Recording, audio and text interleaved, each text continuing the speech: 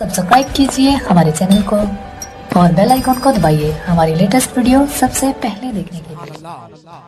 के शमा जलती है तो परवाना मचलता है, शमा जलती है तो परवाना मचलता है, नबी का जिक्र हो तो दीवाना मचलता है।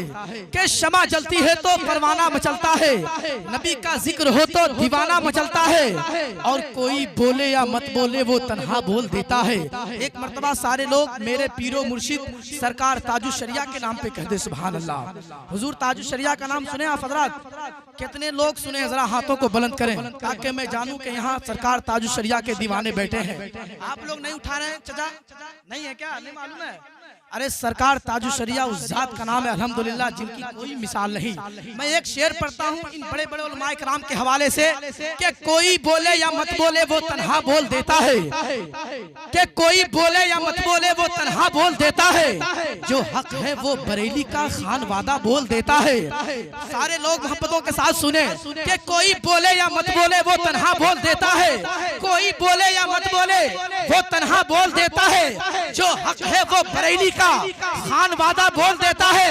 और किसी को क्या बताने की जरूरत है अख्तर है कैसी शख्सियत ये जनाजा बोल, किसी को क्या बताने की, किसी को क्या बताने की जरूरत है अख्तर, किसी को क्या बताने की जरूरत है अख्तर। ये काम आप हजरात भी कर सकते हैं, इसमें कोई रुकावट नहीं है कि किसी को क्या बताने की जरूरत है अख्तर, किसी को क्या बताने की जरूरत है अख्तर है कैसी शख्सियत ये जनाजा बोल देता है कि सिलसिला उसका कभी भी सिलसिला चलता नहीं, कि सिलसिला उसका कभी भी सिलसिला चलता नहीं, जिसका गौसे आजम से सिलसिला मिलता नहीं।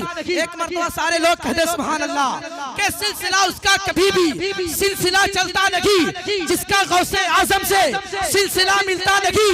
अरे मिस्र हो, जापान हो, चीन हिंदुस्तान हो, सानिए अख्तर रजा का दूसरा मिलता नहीं। अरे मिस्र हो, जापान हो, चीन हिंदुस्तान हो, सानिए अख्तर रजा का दूसरा मिलता नहीं।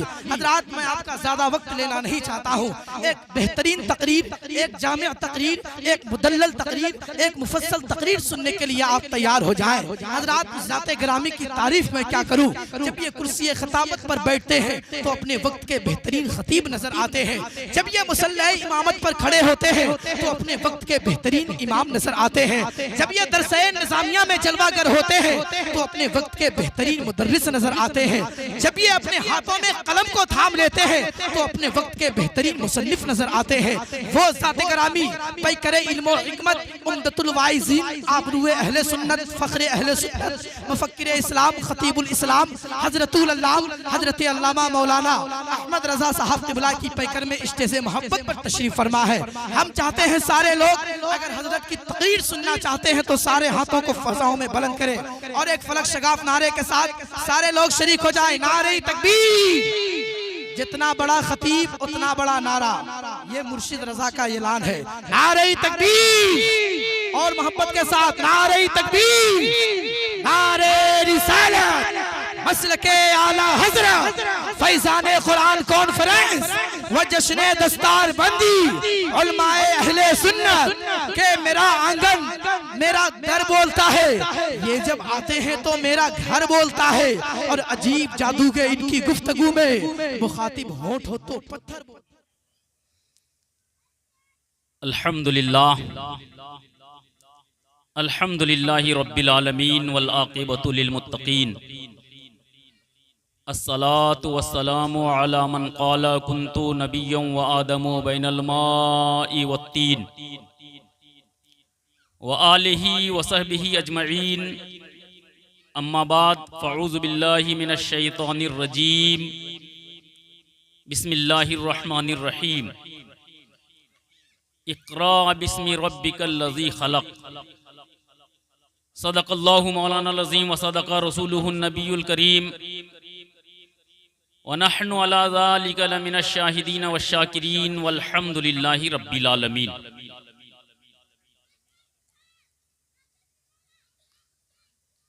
आइए सबसे पहले हम और आप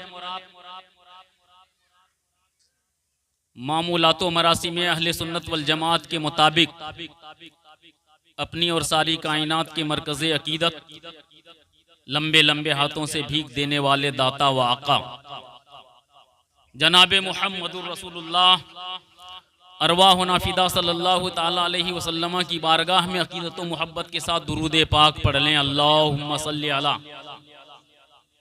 सय्यिदिना व शफीना व हबीबिना व मौलाना मुहम्मदिन व बारिक वसल्लिम सल्लु अलैहि सलातु व सलामन अलैका या सय्यदी या रसूलल्लाह सल्लल्लाहु ताला अलैहि वसल्लम। मन आनम के मन दानम सहारा है फ़कत तेरा, मन आनम के मन दानम सहारा है फ़कत तेरा, तुझे या रब मेरी कम आएगी की लाज रखनी है। बिरादरान मिल्लत इस्लामिया, बहुत ही काबिल मुबारकबाद हैं आप हजरात, और ख़ास तौर पर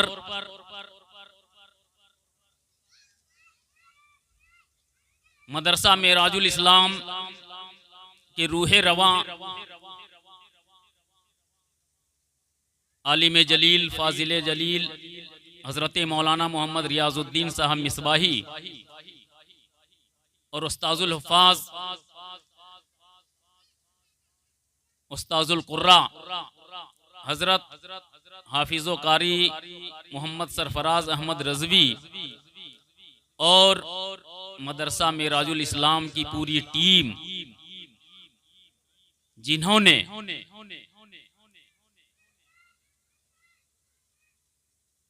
आज के इस बज़्म मुक़द्दस को सजाकर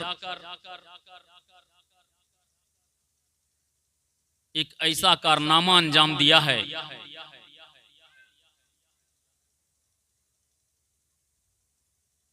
जिसको किसी दुनियादार के घर में न सही लेकिन महबूबे परवरदिगार की बारगाह में याद रखा जाएगा।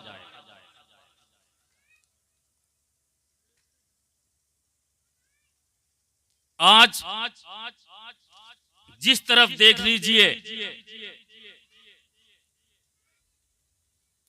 कहीं कुरान पर हमले हो रहे हैं, कहीं अहले कुरान पर हमले हो रहे हैं, लेकिन ऐसे माहौल में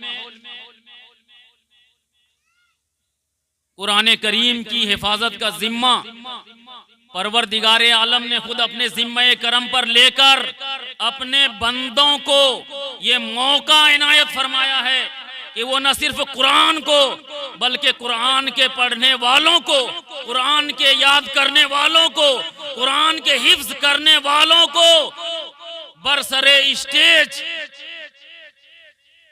दस्तार से नवाज कर ये दुनिया को पैगाम देना चाहते हैं कि यही है आरजू अपनी कि तालीम कुरान आम हो जाए, हर एक परचम से ऊंचा परचम इस्लाम हो जाए।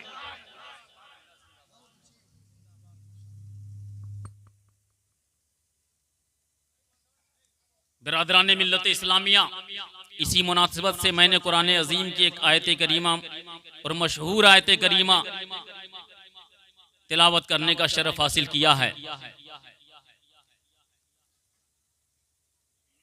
परवरदिगार आलम इरशाद फरमाता है, इक़रा बिस्मि रब्बिकल लज़ी खलक़।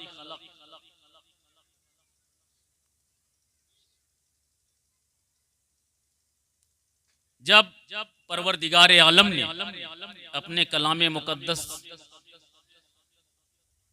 को अपने महबूब पर उतारना चाहा, नाजिल फरमाना चाहा, तो पहली वही लेकर हजरत जिब्रील अमी को अपने नबी की बारगाह में भेजा। ये सबसे पहली वही कुरान करीम की सबसे पहली आयत है जो इकरा से शुरू होती है। बुलबुल सिदरा हजरत जिब्रील अमी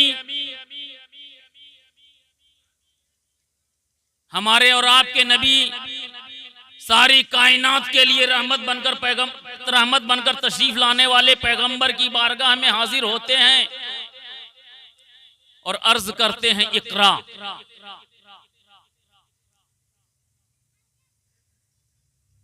इकरा का मतलब आप लोग समझते हैं।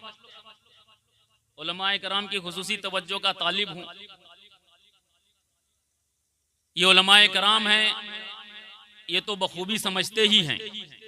आप लोग पहले ये समझें कि कुरान करीम की सबसे पहली आयत जो नाजिल हुई वो यही आयत करीम। इकरा, इकरा का मतलब होता है आप पढ़िए। तो परवरदिगार आलम ने अपने महबूब के जरिया हम गुलामों की रहनुमाई के लिए सबसे पहली वही और सबसे पहली आयत जो नाजिल फरमाई वो यही आयत करीमा है।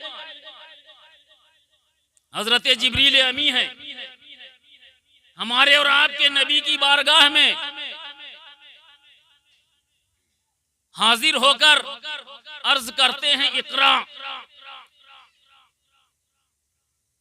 हमारे और आपके नबी खामोश। हजरत जिब्रील अमी दोबारा अर्ज करते हैं इकरा। मेरे नबी इरशाद फरमाते हैं मां अना बेकारीन, ए जिब्रील मैं पढ़ने वाला नहीं हूं। ये पहली आयत के नुज़ूल का ये वक्त है। हजरत जिब्रील अमी हैरत में हैं, अर्ज करते हैं या रसूल अल्लाह इकरा। हमारे और आपके नबी इरशाद फरमाते हैं मां अना बेकारीन, ए जिब्रील मैं पढ़ने वाला नहीं हूं। लेकिन यहां पर मैं एक नुक्ते की तरफ इशारा करता हूं, उलमाए कराम के कदमों को बोसा लेते हुए इनकी तवज्जो का खुसूसी तालिब। यार लोगों ने कुछ तर्जमा किया मैं पढ़ा हुआ नहीं हूं। माज़ल्लाह रब्बिल आलमीन, वो नबी जिनके बारे में कुरान इरशाद फरमाता है अर्रहमानु अल्लमल कुरान, मेरे नबी की वो शान है।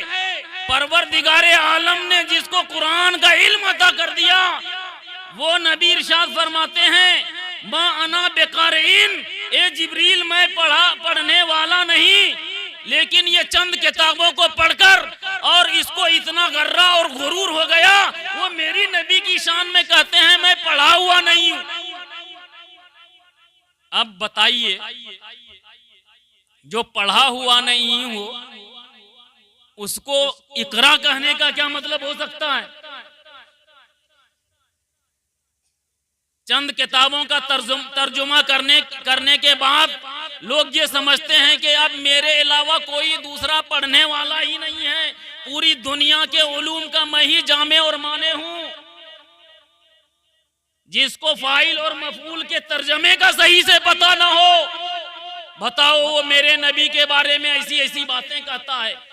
हजरत जिब्रील अमी अर्ज करते हैं इकरा, या रसूल अल्लाह पढ़िए। मेरे नबी इरशाद फरमाते हैं मां अना बेकारीन, ए जिब्रील मैं पढ़ने वाला नहीं हूं। या रसूल अल्लाह आप क्यों नहीं पढ़ रहे हैं? यहाँ पर उलमाए कराम की तवज्जो का खुसूसी तालिब है ये गुनहगार। या रसूल अल्लाह आप क्यों नहीं पढ़ लिए? एक मर्तबा नहीं, हजरत जिब्रील ने दूसरी मर्तबा कोशिश की, दूसरी मर्तबा भी आपने यही फरमाया। तीसरी बार कोशिश की गई, तीसरी मर्तबा भी आपने यही फरमाया मां अना बेकारीन, मैं पढ़ने वाला नहीं हूं। इसके बाद हजरत जिब्रील अमी अर्ज करते हैं इकरा बिस्मि रब्बिकल लज़ी खलक। या रसूल अल्लाह आप अपने उस रब के नाम से पढ़िए जिसने आपको पैदा किया। इसके बाद मेरे नबी ने पढ़ा, पूरी दुनिया जानती है। इसके बाद अब मेरे नबी रुक नहीं रहे हैं, 3 मर्तबा मेरे नबी पढ़ नहीं रहे थे।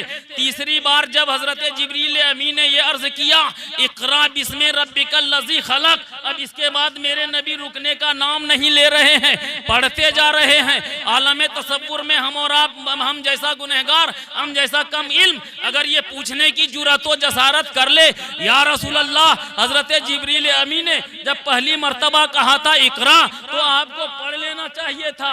आपको तो ये मालूम था कि ये वही इलाही है, ये कुरान की आयत करीमा है, ये किसी और की जानिब से नहीं बल्कि खुद रब्बे जुल जलाल की बारगाह से हजरत जिब्रील अमी ये कुरान की आयत लेकर नाजिल हुए हैं। तो मुस्तफ़ा जान रहमत सल्लल्लाहु ताला अलैहि वसल्लम, जिसको परवरदिगारे आलम ने सारी कायनात के उलूम व फ़नून का खजाना देकर अपना और इल्मे गैब देकर इस दुनिया में मबऊस फरमाया है, वो जानते थे कि मैंने इसलिए नहीं पढ़ा था ताकि कुछ लोग मेरा कलमा पढ़कर कुछ लोग मेरी उम्मत को वर्गलाने की कोशिश करेंगे। अगर मैं पहली मर्तबा पढ़ लेता तो लोग ये कहते कि मेरे नबी को इल्म नहीं है। कुछ लोग मेरे इल्म को नापने और तौलने का जो काम करने लगेंगे वो इसी आयत करीमा को निशाना बनाकर मेरी कम इल्मी का चर्चा करने लगेंगे और ये कहेंगे कि नबी पढ़े हुए नहीं थे बल्कि नबी तो हजरत जिब्रील अमी के पढ़ाने से पढ़ चुके हैं, इसीलिए मैंने नहीं पढ़ा।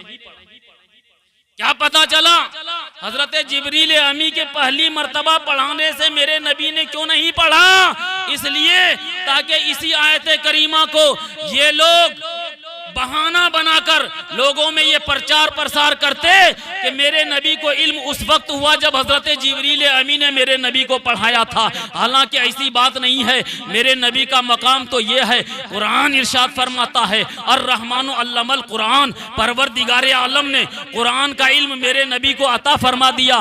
लेकिन मेरे मोहतरम बुजुर्गों और दोस्तों, अब हजरत जिब्रील अमी है, इरशाद फरमा अर्ज करते हैं इकरा बिस्मि रब्बिकल लज़ी खलक, या रसूल अल्लाह आप अपने उस रब के नाम से पढ़िए जिसने आपको पैदा किया है। अब मेरे नबी हैं, पढ़ते चले जा रहे हैं, पढ़ते चले जा रहे हैं, पढ़ते चले जा रहे हैं।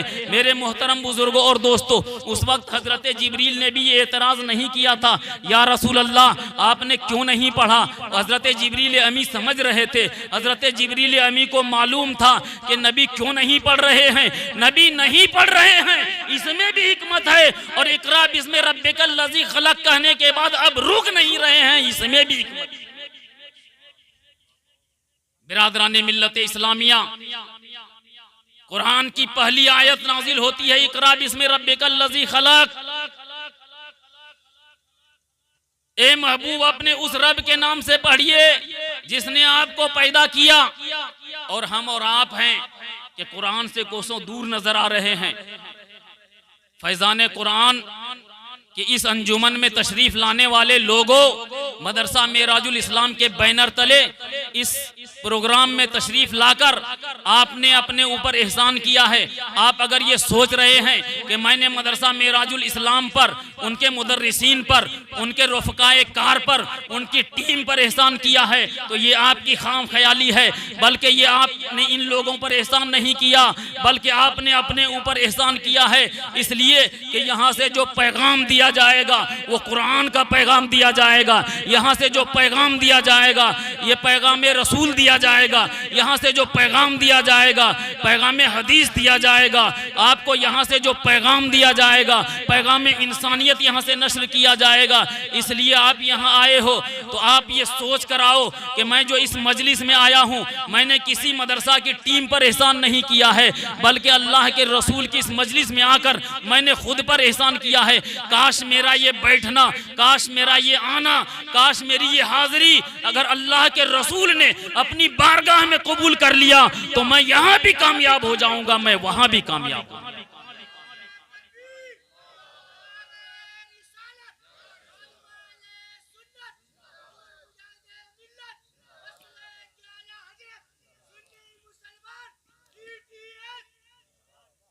दुरूद पाक पढ़ लें। अल्लाहुम्मा सल्ली अला सय्यिदिना व शफीना व हबीबिना व मौलाना मुहम्मदिन व बारिक व सल्लिम सल्लु अलैहि सलातुम व सलामन अलैका या रसूलल्लाह सल्लल्लाहु तआला अलैहि वसल्लम। बिरादरानी मिल्लत इस्लामिया, ये आप लोगों की मेहनतों का, मोहब्बतों का और अकीदतों का ये समरा है कि आज मदरसा मेराजुल इस्लाम ने आप हजरात के ताउन से कौम को दो रहबरो रहनुमा की शक्ल में दो हाफिज़े कुरान अता किया। ये हमारी और आपकी खुशबख्ती और खुशकिस्मती है कि हम और आप ऐसी मजलिसों में आते हैं।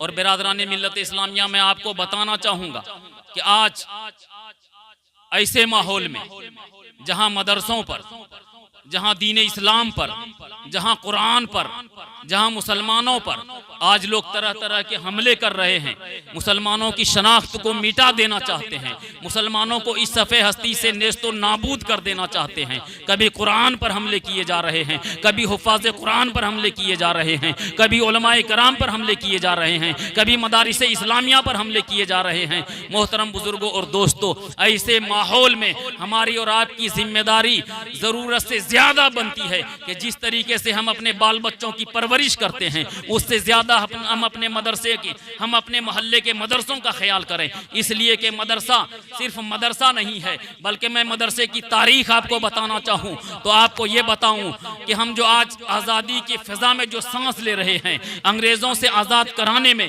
उलमाए कराम का कितना बड़ा किरदार रहा है। जब उलमाए कराम को अंग्रेज़ों ने सूली दी है, तब आपको आज़ादी का सांस लेना नसीब हुआ है। जब उलमाए कराम की लाशों को अंग्रेज़ों ने दरख्तों की टहनियों पर लटका लटका कर नेज़ों और भालों से उसके हुलकूम नाज़नीन को चीर दिया था, तब आपको आज़ादी नसीब हुई थी। ये वो मदरसे के जियाले नौजवान ही थे जिन्होंने अपनी जान की फिक्र नहीं की, बल्कि आपकी आज़ादी की फिक्र करते हुए इस सिर्फ आपको ही आज़ाद नहीं किया, बल्कि हमारे मुल्क हिंदुस्तान की आज़ादी में बढ़ चढ़ कर हिस्सा लिया। किसी को काला पानी की सज़ा दे दी गई, किसी को जेल की सलाखों के पीछे बंद कर दिया गया, किसी को सूली पर चढ़ा दिया गया, किसी को गोलियों से भून दिया गया। ये वो उलमाए कराम थे जिन्होंने अपने खून के, अपने जिस्मो जान के खून से, खून के लाली से, खून की सुर्खी से इस सरजमीन हिंदुस्तान की तारीख रकम कर दी है। ये मदरसे के ही वो नौनिहाल थे, मदरसे के ही वो परवरदा थे। आज हमारी और आपकी जिम्मेदारी है कि जो लोग मदरसों से बदजन हो चुके हैं, हम उसको मदरसों की अहमियत बताना चाहें, हम उसे मदरसों की अहमियत बताएं कि लोगों, तुम मदरसों की अहमियत को नहीं जानते हो, तुमने मदरसों की तारीख नहीं पढ़ी है। मेरे दोस्तों, आओ मैं तुम्हें बताता हूँ। मदरसे की तारीख पढ़ते पढ़ते जब तुम अल्लामा फजल हक खैराबादी की तारीख पढ़ोगे, तब तुम्हें पता चलेगा कि यही वो मुजाहिदे हुर्रियत थे जिन्होंने आज़ादी की लड़ाई में न सिर्फ हिस्सा लिया था, बल्कि पूरे हिंदुस्तान के मुसलमानों को एक प्लेटफार्म पर लाकर आज़ादी की लड़ाई का और वो परवाना अता किया था, और उसकी एक ऐसी तारीख लिखी थी कि आज मदारिस इस्लामिया हमारे वजूद में शामिल है। आज मदारिस इस्लामिया के बच्चे जब निकलते हैं तो कौम के नौनिहाल ही नहीं, बल्कि दूसरे कौम के लोग भी उसे तिरछी नजरों से देखा करते हैं। तो हमारी और आपकी जिम्मेदारी बनती है, मैं उन उलमाए कराम को बड़े ही दस्तबस्ता तरीके से अर्ज गुजार हूँ उन लोगों से कि आप मदरसे की तारीख को बताएं, उलमाए कराम की तारीख को बताएं। अगर आप अपनी तारीख को नहीं बताएंगे तो फिर आपकी तारीख को बताने वाला कोई यूनान से नहीं आएगा, कोई मिस्र से नहीं आएगा, कोई फारस से आकर आपकी तारीख को बताने वाला नहीं है, बल्कि ये हमारी और आपकी जिम्मेदारी है कि जहां हम इल्म और उलमा की फजीलत बयान करें, वहां हम अपने हिंदुस्तान की तारीख को भी बताएं कि हमारे हिंदुस्तान की आज़ादी में जिन उलमाए कराम ने बढ़ चढ़ कर हिस्सा लिया था, वो हमारे अकाबिर थे, वो हमारे बुजुर्ग थे, वो हमारे ऐसे जियाले थे जिनकी एक आवाज पर पूरा हिंदुस्तान एकत्रित हो जाया करता। बिरादरान मिल्लत इस्लामिया, आज मदरसों में लोग बच्चों को पढ़ाने में शर्म और आर महसूस करते हैं। ये मेरा निजी तजर्बा है जिसको मैं आप लोगों के सामने शेयर करना चाहता हूँ। आप देखते हैं, आपके मदरसे भी में, आपके मोहल्ले में भी मदरसे हैं, आपने इस मदरसे के पढ़ने वाले बच्चों के हुलिये को देखा। मदरसे में पढ़ने वाले बच्चे अक्सर व बेशतर गरीबों के बच्चे होते हैं। आज मदरसों में लोग क्यों नहीं बच्चों को पढ़ाते हैं? अमीरों और उमरा के बच्चे मदरसों में क्यों नहीं पढ़ते? उसकी ज़हनो फिक्र में ये बात आती है कि मदरसों में अगर हम बच्चों को तालीम हासिल करवाएंगे, अगर वो इतनी मेहनत के बाद अगर वो हाफिज कुरान बन जाएंगे या आलिम दीन बनेंगे, तो वो किसी मस्जिद में जाकर मुसल्ला इमामत पर खड़े हो जाएंगे और उनकी तनख्वाह क्या होगी? वही 8 से 10 हज़ार होगी। मैं आपसे शिकवा नहीं करना चाहता हूं, लेकिन ये हालात हैं, है कि नहीं है? ऐसा है कि नहीं है? हर जगह पूरे हिंदुस्तान की यही तारीख है, यही रवैया है, और उसके बावजूद भी लोग उसे हिकारत की नजर से देखते हैं। इसके बरअक्स अगर आपके मदरसे के मुकाबिल में भी अगर कोई छोटा सा कॉन्वेंट हो, छोटा सा इंग्लिश मीडियम स्कूल हो, उसके बच्चों को देखें, उसके शक्लो शबाहत को देखें, उसके ड्रेस को देखें, उसकी नशिस्तो बर्खास्त को देखें, उसके चेहरे मोहरे को देखें, तो आपको दोनों में फर्क और डिफरेंस नजर आता है कि नहीं आता? यकीनन आता है। तो मदरसों का हाल आखिर इस तरीके से किया किसने, इसका जिम्मेदार कौन है? तो मोहतरम बुजुर्गों और दोस्तों, ये कड़वी हकीकत हमें और आपको घोट हल्क से नीचे उतार लेने की जरूरत है कि इसमें कोई और नहीं है बल्कि इसके जिम्मेदार खुद हम और आप हैं। मैं आपको बताऊं, अगर एक घर में 4 लड़के हैं, 4 बच्चे हैं, अगर 3 बच्चे स्कूल में पढ़ते हैं और जो सबसे कुंद ज़हन बच्चा है उसको माँ बाप मदरसे में दाखिला करवा देते हैं, ये सोचकर कि ये मदरसे में जाएगा, ये किसी लायक नहीं है, स्कूल में जाएगा तो ये पढ़ नहीं पाएगा, इसको मदरसे में दाखिला करवा दो। लेकिन मोहतरम बुजुर्गों और दोस्तों, जिस बच्चे को आपने कुंद ज़हन समझकर मदरसे की दहलीज पर लाकर खड़ा कर दिया, आपने उसके किस्मत के सितारे को नहीं देखा कि उसकी किस्मत का सितारा कितना बुलंद है। अब देखो, घर में माँ है, अपने उस 3 बच्चे को जो इंग्लिश मीडियम में पढ़ने जा रहे हैं, वो फजर की नमाज के बाद फौरन उसके पीछे लग जाती है, उसको संवारने का काम करती है, नहलाने का काम करती है, नहला धुलाकर टिफिन बॉक्स उसके लिए तैयार होता है, वो पढ़ने के लिए बैग और बस्ते में डाल दिया करती है। ये मेरे बेटे को जब जरूरत होगी, भूख लगेगी तो वो अपने स्कूल में खा लेगा। लेकिन वही 4था बच्चा जो मदरसे में जा रहा है, उसकी तरफ कोई तवज्जो नहीं है। उसका चेहरा मोहरा कैसा है, उसने ब्रश किया है कि नहीं किया है, उसने साबुन से नहाया है कि नहीं नहाया है, या बगैर नहाए बगैर गुस्ल किए मदरसा जा रहा है, इसकी फिक्र नहीं है। अब जो बच्चा स्कूल जा रहा है, इसके लिए गाड़ी का इंतजाम है, इसके लिए बस का इंतजाम है, इसके लिए सवारी का इंतजाम है, इसके लिए बहुत सारे ऐसी सवारी का इंतजाम है। और अगर कभी कभी स्कूल की सवारी ने धोखा दे दिया है तो स्कूल से पहले ही मैसेज आ जाता है, वो मैसेज को अपडेट करते रहते हैं गार्जियन, वो देखते रहते हैं आज स्कूल की गाड़ी खराब है, आज स्कूल का बस नहीं आएगा, आज स्कूल के बस का ड्राइवर छुट्टी पे है, इसलिए अपने बच्चे को अपनी गाड़ी पर बैठाना है और स्कूल पहुंचा देना है। वक्त से पहले उसका बाप, उसका बड़ा भाई, उसके गार्जियन उस बच्चे को स्कूल पहुंचाते हैं। अब इसके लिए देखिए कितना इंतजाम है। लेकिन वही 4था बच्चा अपने आप में सोचता है, अपने आप में सोचकर वो गमगीन हो जाता है,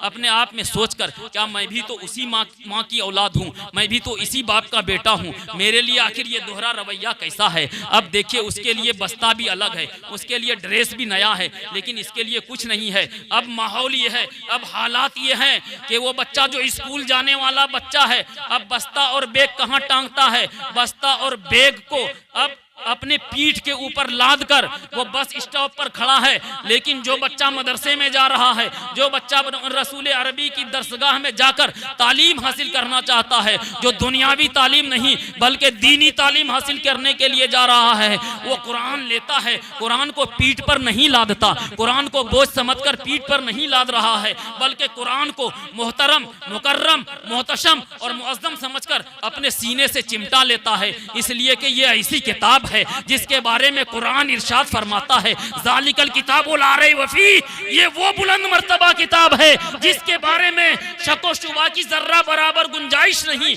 और इसी आयत, इसी कुरान के लिए परवरदिगार आलम ने इरशाद फरमाया, ये वही कुरान है जिसकी हिफाजत का जिम्मा किसी स्कूल वाले ने नहीं लिया, किसी मदरसे के मुदर्रिस, किसी मुफ्ती, किसी मुहद्दिस ने नहीं लिया, बल्कि खुद परवरदिगार आलम ने लिया। उसी कुरान को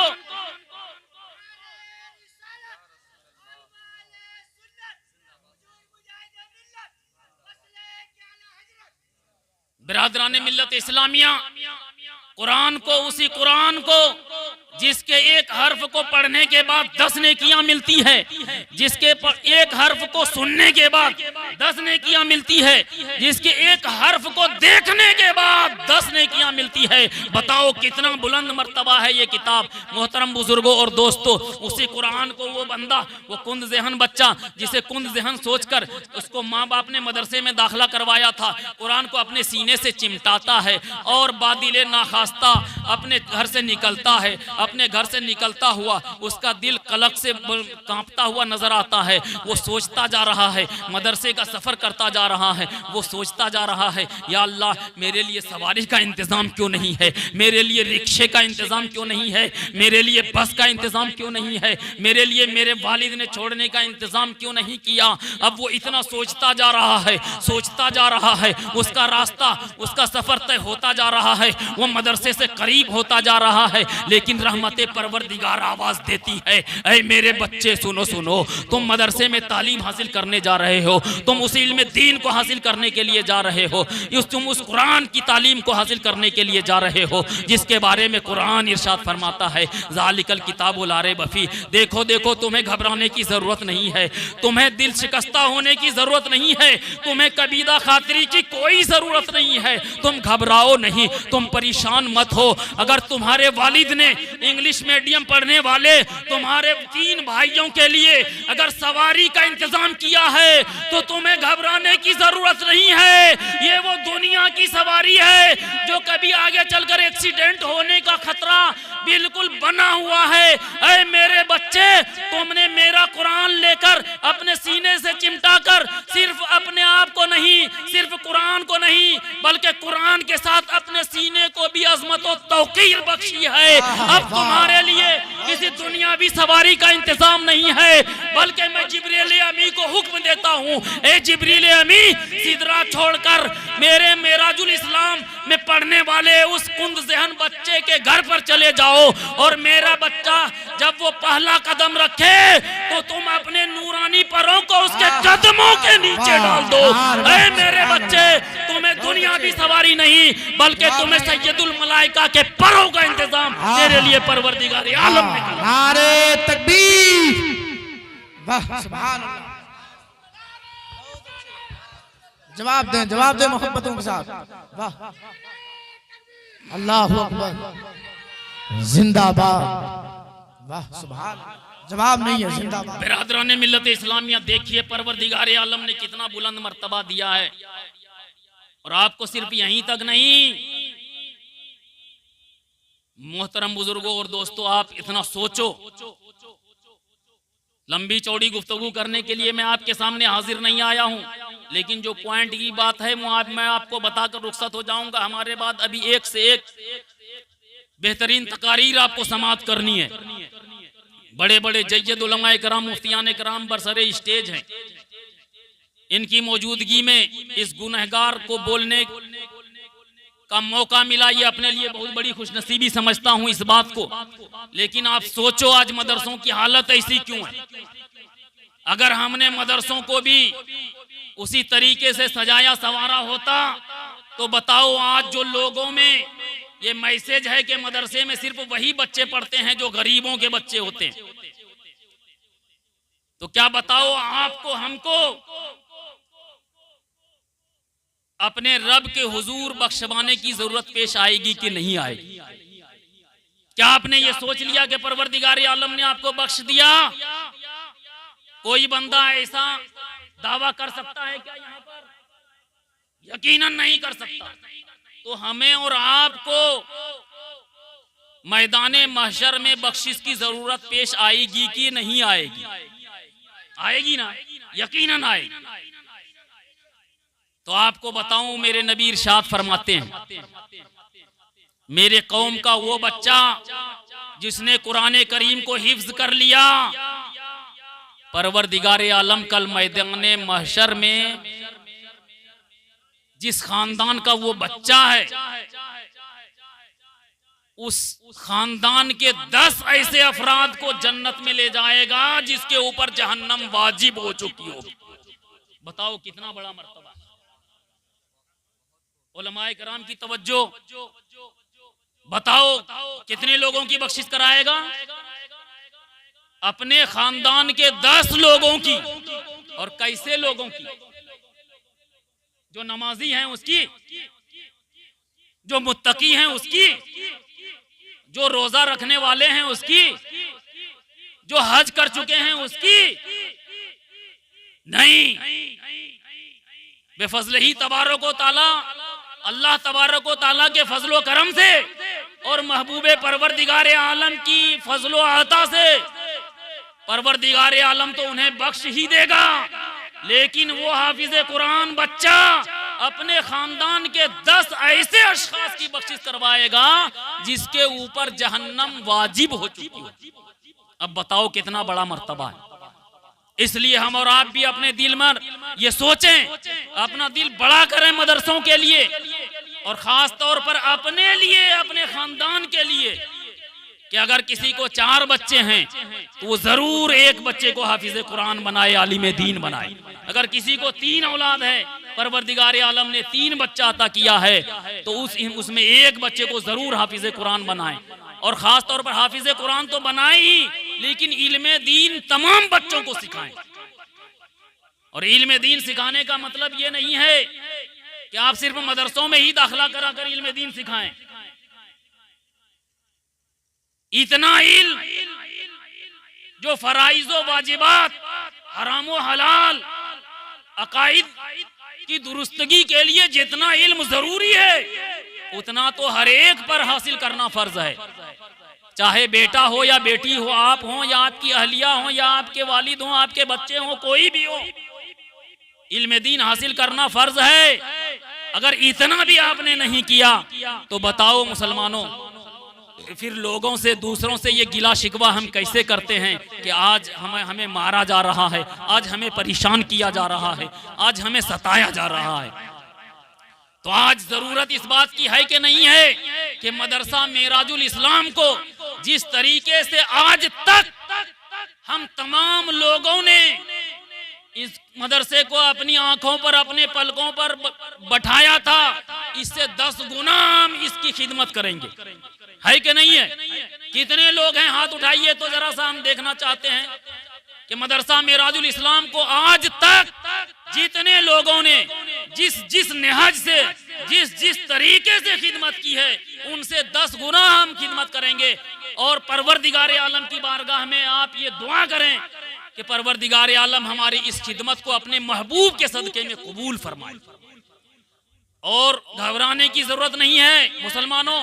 आपने जो ये हाफिज कुरान बनाया, इन उलमाए कराम ने, हुफ्फाज कराम ने जो आपको, इस कौम को अता किया, तो आप भी इसमें बराबर के शरीक हैं। बताओ, जब कुरान का एक लफ्ज, जो एक हर्फ पढ़ ले उसको 10 नेकी, जो सुन ले उसको 10 नेकी, जो देख ले उसको 10 नेकी, तो बताइए भला आपने पूरा कुरान हिफ्ज कराकर कौम को अमानत के तौर पर अता किया है। आपकी मेहनत को भी परवरदिगार आलम राएगा नहीं फरमाएगा, लेकिन जरूरत इस बात की है कि परवरदिगार आलम की बारगाह में हम इन चीजों को अपनी जरूरियात में शामिल करें। जिस तरीके से हमारे लिए खाना जरूरी है, इसी तरीके से हमारे इस मदरसे की देख रेख भी जरूरी है। अगर हमने इस चीज को अपने मामूलात में दाखिल कर लिया तो वो दिन दूर नहीं है कि लोग अपने बच्चों को सिर्फ इंग्लिश मीडियम में पढ़ाने पर फख्र महसूस नहीं करेंगे, बल्कि अपने मदरसे में पढ़ाने में भी फख्र महसूस करेंगे। और वो दिन ऐसा आएगा कि हम लोग